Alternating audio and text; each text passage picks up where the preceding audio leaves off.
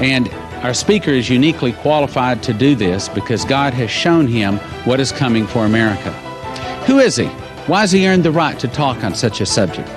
Well, he's been in the ministry for some 38 years, and he walks and prays cities. He's walked and prayed over 200 foreign cities alone. What do we mean, walking and praying a city? He gets a map at God's direction and systematically walks up and down every street in that city, praying out loud, praying in the Spirit, pulling down strongholds, loosing the angels to do warfare. Then he goes up at God's direction on the highest point overlooking that city, where he lifts his hands and he proclaims that land reclaimed to God. Many times revival breaks out. He's had guns at his head, knives at his throat, and God has delivered him from them all.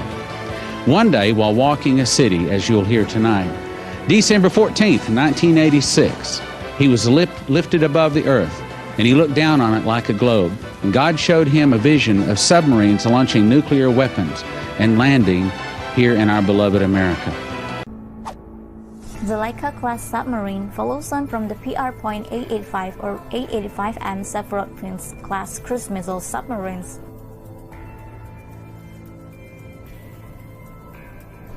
The Project 545 Laika was first revealed in the background of a media report on a Russian defense exhibition in December.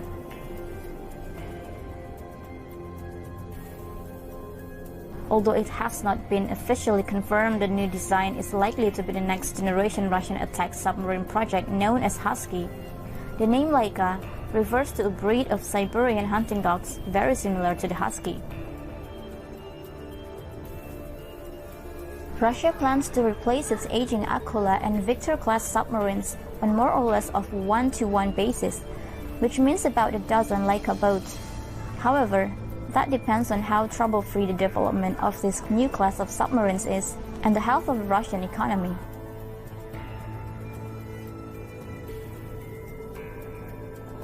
Moscow's Boris and Yeltsin-class missile submarines each span nearly 2 decades in development, due not only to complexity but also to a lack of funds to complete the production. While Russia's economy has since improved, a global economic downturn could threaten economic growth.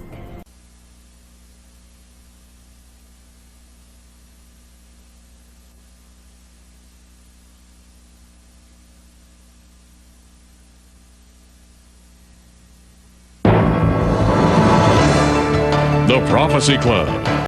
In that vision, I was standing and looking out over the Isle of Anglesey in Carnarvon, northern Wales, standing on the Eagle Tower on the Carnarvon Castle. This is the Carnarvon Castle, is where Prince Charles, was coronated as Prince of Wales. It's a significant expression and reason I believe that God put me there. There's a lot that can be put into that. But that isn't my particular expertise. We'll leave that with those who feel they have other information on it. However, as I stood there looking out over the Isle of Anglesey from the Eagle Tower, it's the tallest tower of the Carnarvon Castle, all of a sudden, looking out across toward over the Irish Sea, the tip of the Irish Sea into the North Sea, I was caught up into the heavens and looking down on the earth like a globe. And as I looked down on the earth like a globe, I saw a massive military movement coming out of an area up by the Arctic. And I couldn't figure out what this was, what was going on, why a military, Navy, and Air Force, why it would be going out between the United States and Europe up above Finland, going out through the Icelandic Gap and heading down between the United States and Europe and making a curl all the way around the Horn of Africa towards the Persian Gulf. Now that's significant. When all of a sudden I was alarmed because of that. You would have been too. I looked over toward the United States and I saw something I had never seen in my life. I had never even preconceived the thought of it. I had always thought that the United States was wiser and more powerful than to allow Russian subs to be parked right almost on our beaches per se. What I mean by that is you could see the submarines down under the water, but there were areas that the sand still had drifted on down from the beaches into the depths. And the submarines were sitting there aimed at America. I saw them sprinkled all the way across the East Coast. When I saw that, My family at that time lived in Portland, Oregon.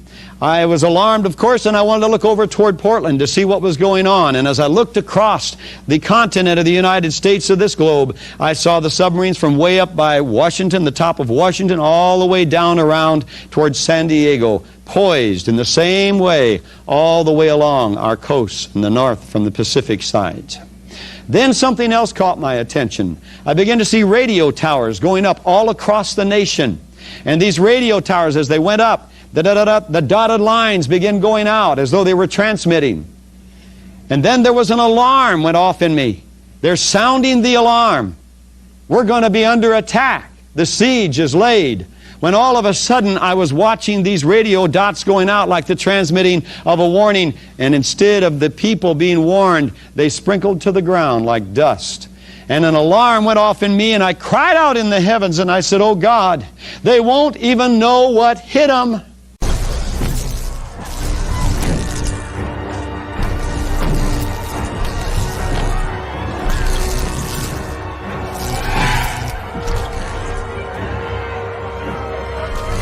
Broadcast the entire Earth, it takes 2 kilowatts, 2 hair dryers. Now a microwave oven uses 1,000 watts or 1 kilowatt. Here's the damage 1 kilowatt can be done by somebody when they take a magnetron out of a microwave and turn it into a ray gun. This is just a small example of a low-tech weapon running on 1,000 watts. Then you have these things here, these huge towers of death.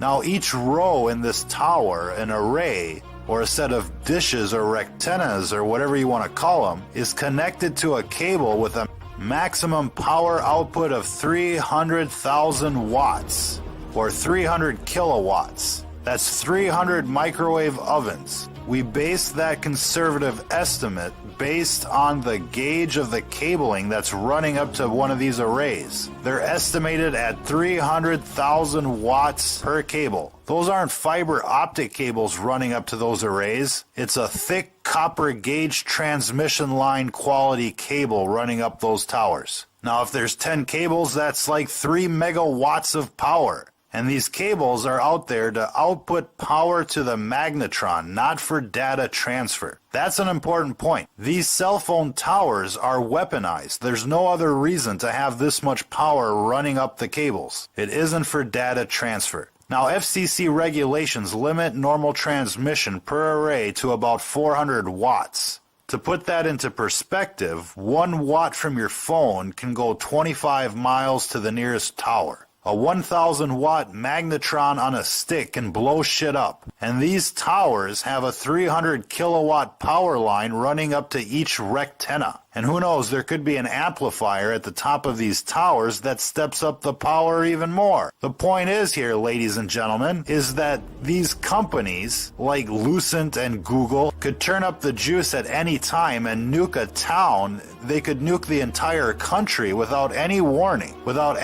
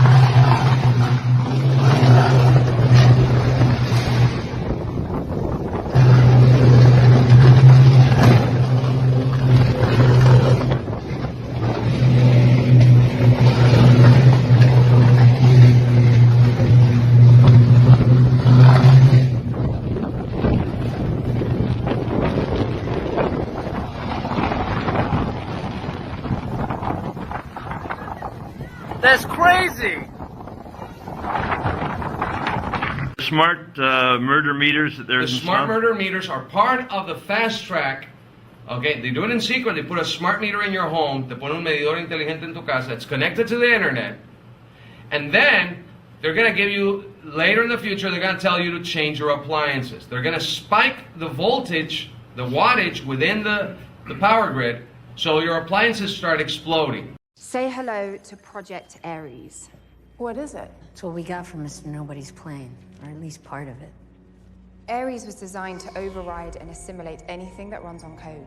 Any computer, anywhere. If it operates on zeros and ones, it's vulnerable. Ares can own it. It can weaponize anything. Someone could burn your house down with your refrigerator if they wanted to. Oh, so now my refrigerator's gonna kill me? It could be made to.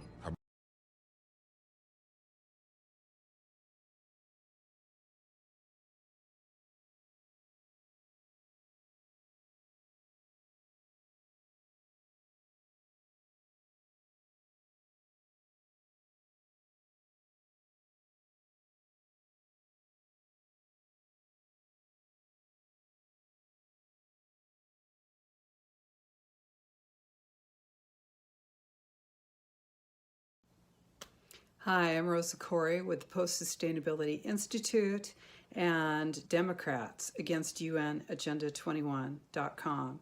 And I'm also the author of Behind the Green Mask, UN Agenda 21. I'd like to talk with you for a minute here about United Nations Agenda 21 Sustainable Development and what we're seeing right now, the total unrest, the disruption, the destruction of our existing nation state. And I want you to know that this is part of the goal of United Nations Agenda 21, Sustainable Development.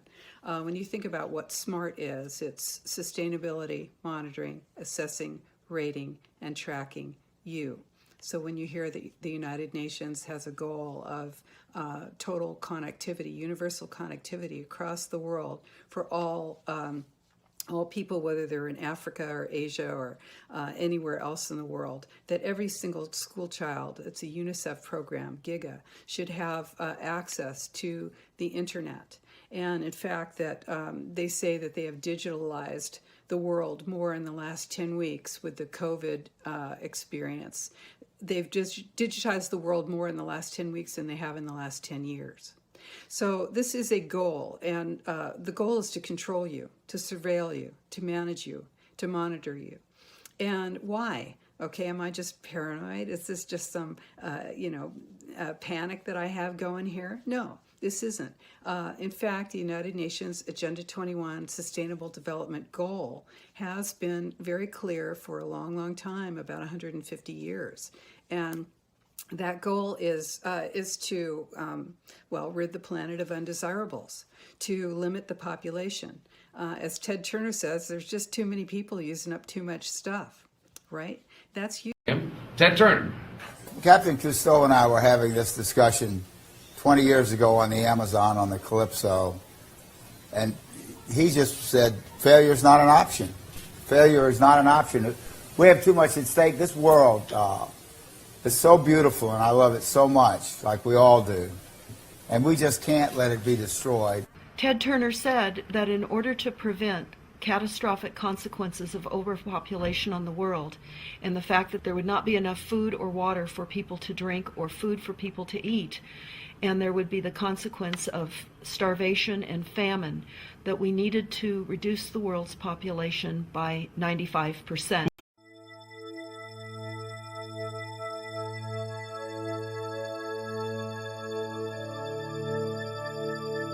Let's take the entire population of the planet, 7.3 billion people. We do the same math. 7.3 billion divided by 750 times 12 acres converted to square miles, and we have 180,000 square miles. That means we could fit everyone in the world. Every American, Canadian, Australian, Mexican, European, Russian, Muslim, African, Hindu, Chinese, Japanese, Indonesian, and all of South America, in a one-story home with a front yard and a backyard with plenty of parks and playgrounds and waterways for every 750 people, and the entire world population could all fit easily on less than 75% of the available landmass of the state of Texas, and still have 80,000 square miles of Texas to spare.